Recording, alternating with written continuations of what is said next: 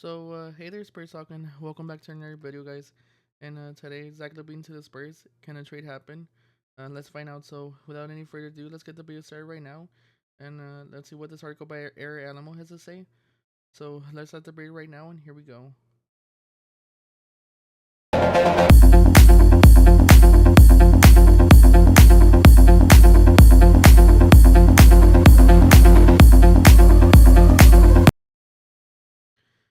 Okay, so yeah, guys. I'm gonna read the article first, and then I'm gonna go over the Zach LaVine stats.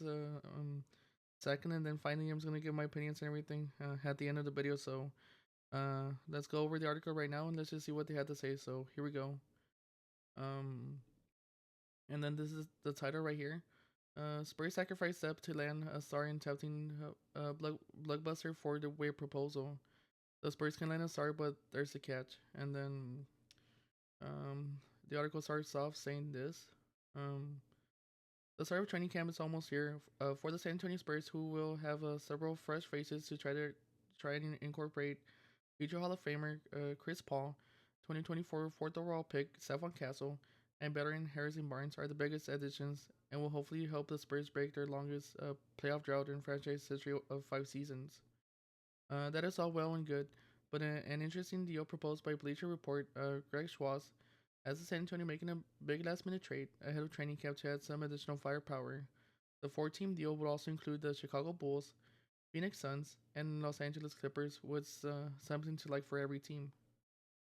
The Suns would get depth and cap relief, the Clippers would get an upgrade, and the Bulls would add more young talent to a roster trending that way. And lastly, the Spurs would add a star. However, it will cost San Antonio some much needed depth, even if it may help them reach their ceiling quicker and add a valuable future asset. Next, we will look at the mock deal and see if it makes sense to the Spurs and the other teams involved. Okay, so let's move on to the next one. And then Spurs land Zach LaVine in the deal.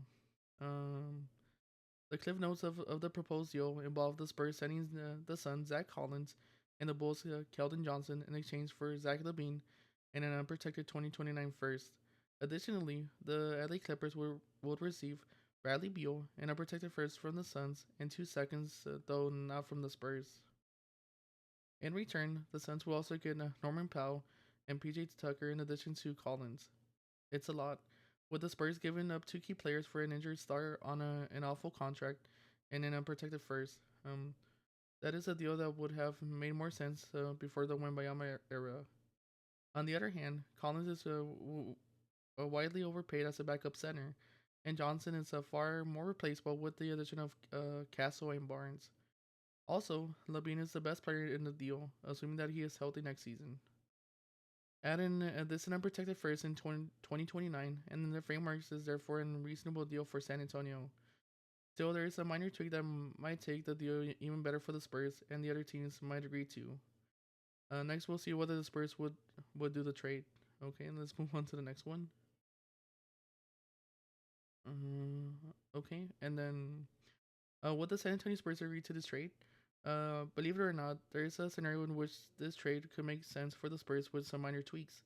The Spurs already own Chicago's 2025 top 10 protected first round pick, while the Bulls are set to tank the season. San Antonio will still have a chance to receive that pick in 2026 and 2027, with it being the top 8 protected in both years. If Schwaltz deal alters the protection of that pick, making it unprotected in 2026, then not only would the Spurs receive an unprotected first in 2029 from Chicago, but they will also get one in 2026 too. At the moment, it's questionable whether the Bulls pick will convey so gathering that it would be like receiving 2 firsts. Even so, giving up 2 rotation players just before the start of training camp, or start working his way back from injury is a risk, as is adding the remaining 3 years and 137 million left on his contract. However, Johnson and Collins' contracts would offset almost half of that, and a healthy LaVine would be better than either player. And then finally, the Spurs would probably never do a deal like this at this point in the offseason, but it would make a lot of more sense ahead of the trade deadline. If LaVine looks fine, the Spurs are the outside of the playoff race. and the Bulls will want to beef up their taking efforts. Then both teams might agree to the altered deal, as with the Clippers and also the Suns. Okay, guys, and that's the end of the article there. That's a lot of information there. But yeah, guys, now I guess now let's just take a look at some of Zach LaVine's stats right here. Let's just compare some of his stats, his points per game and everything. Um, let's see. So I guess when he's his peak was in the start of the 2018-2019 season, which is right here. He averaged about 23.7 points, and then his peak season was in the 2022-23 season, because here he was averaging about 24.8 points per game right here. And then I guess before the injury right here, I guess in last year he was just averaging about almost close to 20 points a game, 19.5 right here. Um, let's see. Let's take a look at his shooting splits right here. From the field, Zach LaVine is shooting around 47% from the field right here, and then from the 3 point land, he's shooting roughly around 38.2% from the 3 point land. And then he's also a good free throw shooter too. At for his career, he's been averaging around 83.4% from the free throw line for his career right here in average. So he's a good shooter, and he's an okay when it comes to shooting 3 pointers too. So well, like I already said before, we do need we do need scorers when it matters most throughout the season too.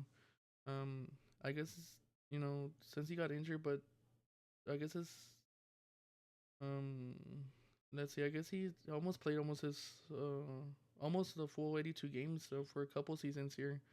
So like what they said, if Zach LaVine can stay healthy and everything too, um, he can be a valuable asset for any team. And I don't know if the Spurs would agree to this deal or not. I guess because also concerning his contract too, and um, I know we won't be given a lot of players. Like what it says here, I think we'll be giving up Keldon Johnson and also Zach Collins. But I don't see us getting much in return, because I think the only assets we'll get back in return is probably the draft picks and everything. The two top 10 protected, I think, draft picks. I forget what years, so but the years I think are on here too. Um, but hey guys, I know I already mentioned about Zach LaVine in my previous videos, like a while ago, like a long time ago. But I guess if the deal's right and everything, I don't see why not, because he's a scorer and everything too, and uh, I'm not too sure he's been to the playoffs before. But he knows how to win games and everything too, so that's another plus to have in the team too. But yeah, guys, I guess his only concerning factor moving forward, is he's almost like at his prime, almost past his prime. So I guess well, his age is around 29, almost 30 years old. So that could be a concerning factor moving forward. But I don't know, guys.